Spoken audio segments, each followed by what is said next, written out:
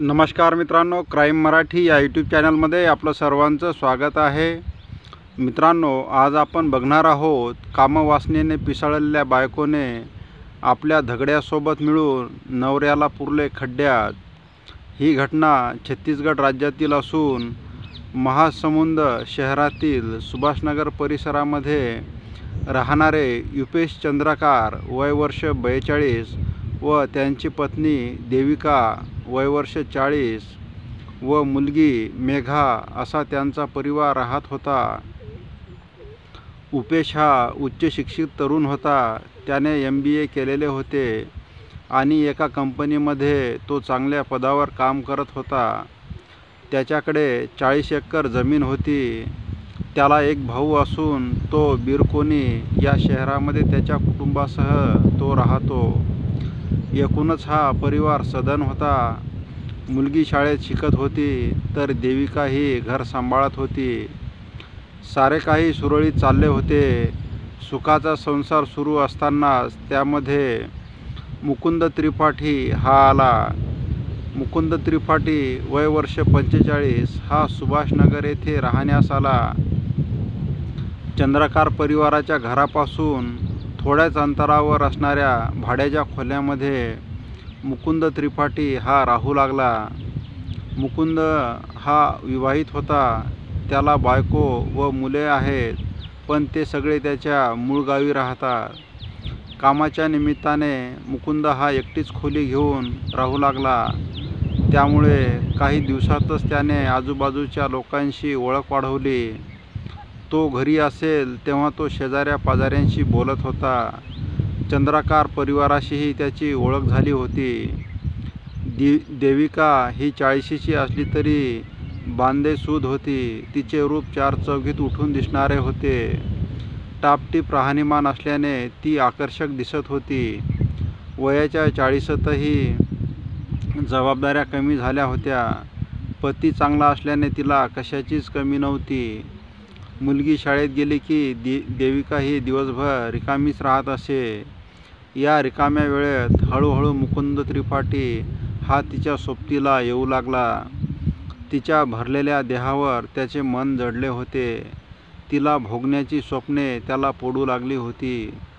तो नेहमी तिच्या जवळपास घुटमळत होता। तो आला की ती त्याला चहा पाणी करू लागली। नवरा नसतानाही ती घरात बोलावते, आपल्याशी बोलते, आपल्याला चहा पाणी विचारते। हे पाहून त्याचे धाडस वाढले। संधी मिळेल तेव्हा तो तिच्याशी बोलण्याचा प्रयत्न करायचा। दोघांकडेही एकमेकांचे मोबाईल क्रमांक होते, त्यामुळे ते नेहमीच एकमेकांच्या संपर्कात राहू लागले। रात्री अपरात्री मेसेज पाठवणे सुरू झाले। तेव्हा मात्र तिच्या मनातले खेळ तो ओळखून होता। त्याने हळूहळू तिच्याशी अश्लील बोलायला सुरुवात केली। तीही त्याला तसाच प्रतिसाद देऊ लागली। त्यांचे कारणही तसेच होते। तिच्या मनातही मुकुंद हा भरला होता। त्याचा रुबाबदारपणा तिला भुरळ घालत होता। दोघांच्याही मनात वासनेची आग भडकली होती। एक दिवस तो तिला म्हणाला, वहिनी, मी आता परत येणार नाही तुमच्या घरी। त्यावर ती आश्चर्याने बघत म्हणाली, काय हो, काय झाले? कोण काही म्हणाले का? त्यावर तो तिला म्हणाला, कोण काही म्हणाले नाही, पण तुमचा माझ्यावर विश्वास नाही, मग मी कशाला येऊ? त्यावर ती त्याला म्हणाली, पण मी तुम्हाला कधी काही म्हणाले का? आणि विश्वास नसता तर तुमच्याशी बोलले असते का? मी आलो तर तुम्ही बोलता, नाही आलो तर नाही। त्यावर ती त्याला म्हणाली, आले नाही तर मग कसं बोलणार? त्यावर तो तिला म्हणाला, मी तुम्हाला भेटायला येतो, मग तुम्ही मला भेटायला का येत नाही? त्यावरती त्याला म्हणाली, शेजारीच तर असता, मग भेटायला कसे येणार? तेच म्हणतोय, मी शेजारी असूनही कधी तुम्ही माझ्या रूममध्ये आल्या नाही। त्यावरती म्हणते त्याला, बरं बाई, येते, कधी येणार? तुम्ही सांगा कधी येऊ? मला तर वाटते तुम्ही आत्ताच या।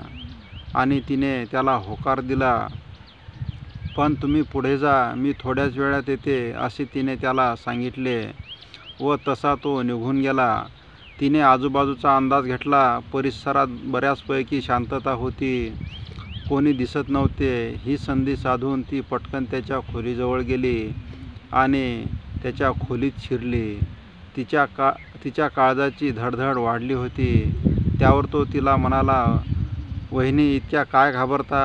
त्याने जवळ येत तिला विचारले, "कोणी बघितले तर म्हणून भीती वाटते." तिने अंग चोरून घेतले. "मी उगीचच आले असे वाटते. कोणी बघितले तर." ती घाबरून अशी त्याला बोलत होती. त्याने तिच्या पाठीवर हात ठेवला. "इतक्या काय घाबरता वहिनी? आताच तर आल्या आहात, तर बसा." बोलता बोलता त्याने तिला बेडवर बसवले. परपुरुषाच्या खोलीत ती एकटी पहिल्यांदाच आल्याने तिच्या मनात भीती होती. पण तरीही ती आली. यामागचे कारण होते तिच्या मनातील कामवासना. तिच्या अंगात नाजूक थरथर जाणवत होती. तो तिच्या आणखी जवळ सरकला. तिने आणखी अंग चोरून घेतले. तिच्या तोंडून शब्द फुटत नव्हते. त्याने तिला पटकन मिठीत घेतले व ती पुटपुटली, "हे काय करताय?" तेव्हा तो तिला म्हणाला, "मी घरी आलो की तुम्ही किती सेवा करता, मग आता मी तुमची सेवा करायला नको का?" असे म्हणत त्याने तिच्या ओठावर ओठ टेकवले. ती मागे सरकू पाहत होती, पण त्याने तिला मिठीत आवळली होती. त्याचे ओठ तिच्या ओठावरून गालावरून फिरत होते. ती शहारली. त्याने आवेगाने तिला आवळून घेतले होते. तसेच त्याने तिला बेडवर पाडले. त्याने तिच्या सर्वांगावर चुंबनाचा वर्षाव करत त्याने तिचे भय संपवले. आता ती उत्तेजित झाली होती, बिनधास्त झाली होती. ती त्याला आवळून घेऊ लागली होती. मग कपड्याचा अडसर बाजूला झाला आणि दोन्ही शरीर एक झाली. संभोगाचा जोर वाढला. त्या खोलीत कामुकतेचे आवाज घुमू लागले. काही वेळाने सुस्कारे सोडत दोघेही थांबले.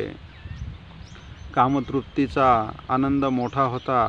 दोघेही एकमेकापासून वेगळे झाले, पण त्यांच्यातील प्रेम मात्र वाढले होते. दोघांनाही एकमेकाच्या शरीराची चटक लागली होती. आता कोणतेही बंधन उरले नव्हते. तो तिच्या घरी आणि तीही त्याच्या खोलीत जाऊन मनसोक्त शरीरसुखाचा आनंद घेत होती. त्यांच्यातील ही सलगी लोकांच्या नजरेत आली तेव्हा कुजबूज सुरू झाली. तिचा पती कामाच्या व्यापात होता. कामाच्या तणावामुळे त्याला दारूचे व्यसन जडले होते. दारूमुळे तो चांगलाच थकला होता. त्याच्यातील ताकद संपली होती. त्याचे संसाराकडे व बायकोकडे लक्षच नव्हते. पण बायकोचे हे प्रकरण कानावर आल्यावर तेव्हा तो मात्र तिच्यावर चिडला. त्याने आपल्या बायकोला चांगलेच फैलावर घेतले, पण तिने कानावर हात ठेवला. "मी काहीच केलेले नाही," असे सांगत तिने तो विषय तिथेच संपवला. उलट माझ्यावर विनाकारण संशय घेण्यापेक्षा दारू न पिता घरी येत जा, असा तिने त्याला सल्ला दिला. त्यालाही तिच्यासमोर काही बोलता आले नाही, पण त्याच्या मनातील शंका काही गेली नव्हती. अनैतिक संबंध हे फार काळ लपून राहत नाही, हे सत्य आहे. हे प्रकरणही लवकरच उघडीस आले. युपेश हा थोडा लवकरच घरी आला होता, पण घरात बायको नाही. दार तर उघडेच होते. मुलगी शाळेला गेली होती. मग बायको कुठे गेली असत, असा विचार करत तो दारातच थांबला. काही वेळातच मुकुंदचा दरवाजा उघडला. त्याची नजर त्या दरवाजावर गेली तेव्हा त्या खोलीतून त्याची बायको देविका ही बाहेर पडली. दरवाजा बंद करून ती आणि मुकुंद काय करत होते हे सांगण्याची गरजच नव्हती. बायकोचे हे रूप पाहून तो पिसाळला, तर दारातच नवऱ्याला बघून तीही घाबरली. युपेशने तिला घरात घेऊन दरवाजा बंद केला आणि चांगलाच तिला चोप दिला. ती रंगेहात सापडल्यामुळे तिचे काही चालले नाही. बायकोच्या या व्यभिचारामुळे युपेश मात्र कोलमडून गेला होता. आधीच दारूचे व्यसन ते आता जास्तच वाढले होते. दारू पिऊन आला की तो आपल्या बायकोला मारहाण करू लागला. हे आता रोजचेच होऊन बसले होते. हे भांडण सोडवण्यासाठी तिची आई आली तेव्हा युपेशने आपल्या सासूला आपल्या बायकोची ही सगळी हकीकत सांगितली. तिलाही ते सर्व चुपचाप ऐकून घेतल्याशिवाय पर्याय उरला नाही. युपेशच्या त्रासातून सुटका करून घेऊन मुकुंदबरोबर सुखात राहिले पाहिजे असे देविकाला वाटत होते. त्यासाठी एकच पर्याय होता, तो म्हणजे युपेशला कायमचं या जगातून नाहीसे करणे. नवरा बायकोतील भांडण धुमसत असतानाच युपेश हा बेपत्ता झाला.